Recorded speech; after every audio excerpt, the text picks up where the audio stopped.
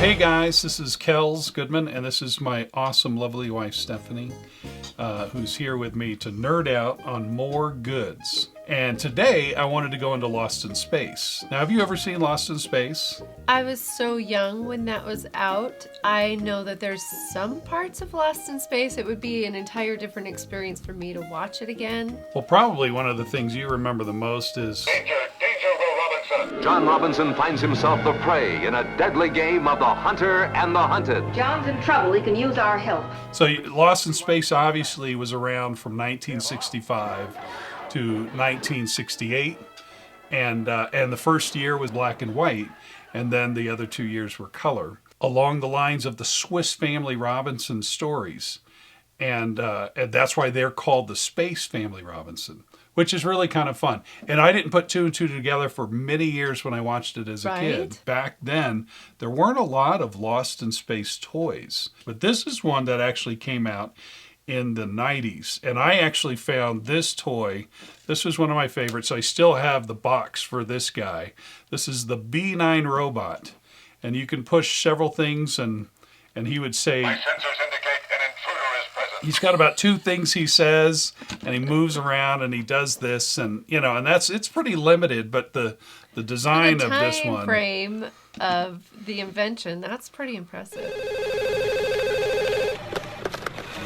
Your call is important to us. Please press hash to continue. Making the show, This was a clunky prop.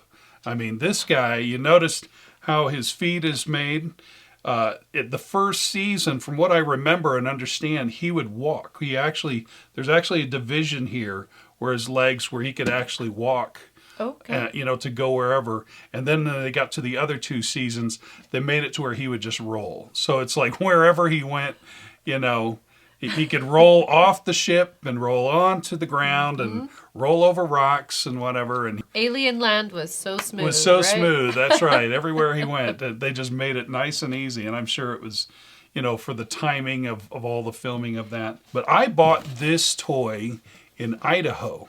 And I went into a drugstore, just roaming the drugstore while waiting for our trip back. And there he was. There was the B-9 Robot, and I had to have this guy. And I paid $15 for it. Can you believe that? So, and I brought another robot here. Now, this is Robbie the Robot, and this is from the movie Forbidden Planet. Now, what's funny about Robbie the Robot, and this is fun, I've got actually two of these. I accidentally bought a second one because I didn't think I had one. And then I think we're all guilty of that. Yeah, that extra kind of happens. groceries. Oh my, extra I already clothes, have it. and extra Robbie that the Robot. That means you really, really love it. That's right. So this is actually not hard to find on eBay. You can't necessarily find them in a store anymore, but eBay, you can find oodles of them. But Robbie the Robot was made probably about the same time, maybe a little before the B-9 Robot. And this guy, once after Forbidden Planet, he appeared on all kinds of shows, and it was an expensive robot. And because it was expensive, movies started using him. And they would change his name or gave him no name or whatever. And he even appeared on Lost in Space, battling with the B-9 twice. He appeared twice on Lost in Space. But it's really kind of fun. That's why I kind of have it along with the B-9. Yeah. Now, the next one I want to show you is this little set right here. This is the Jupiter 2 ship. You've got a little one, and I've got one still in a package. I bought two, and they're all made by a company called Johnnylightning.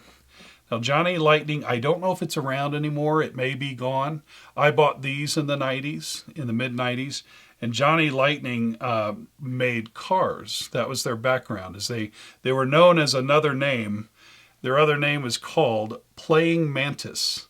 Kind of like praying mantis, but playing mantis. Playing mantis. Finally, the Jupiter 2 I've been looking for, and it's lit and everything. Now, it is 3D printed, and it's made individually, and it comes in several sizes. There's that one right over there, and then this one. And these you can actually find on eBay, and they're brand new on eBay. What you do is you can go look for what's known as 3D Memories Renewed.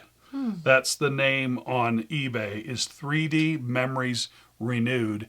And you'll see somebody has just 3D printed all kinds of ships and space things from the past, from the 50s and the 60s. So it's really kind of fun. And so if you go on to eBay and you see him, you'll see his collection.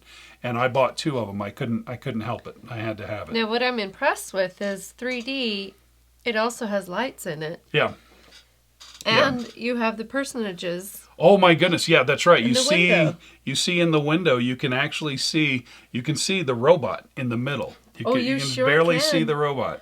I'd be curious to know what you've got as far as Lost in Space toys, because I know there's a lot out there, and I'm not talking about the movie from '98 and the new show that's on Netflix. I'm talking about the old classics. That's what I'm looking for, is stuff from the past. And also something for you to look for is if you have some time, go to YouTube and look up a name, William Hedges. Hi, I'm Bill Hedges. During this time of having to stay at home, I thought I'd show you my refuge and my lifelong collection of Lost in Space stuff. William Hedges has the most enormous Lost in Space collection that you have ever seen. Robots, the full size. I think he took one of his rooms and turned it into the Jupiter 2. And he's nuts. But I loved watching his videos, going through his rooms and seeing his collection. So William Hedges, shout out to you, because that is impressive for somebody to have that kind of collection for Lost in Space. But anyway, thanks for joining us today, and keep on collecting, and we want to see what you've got as well.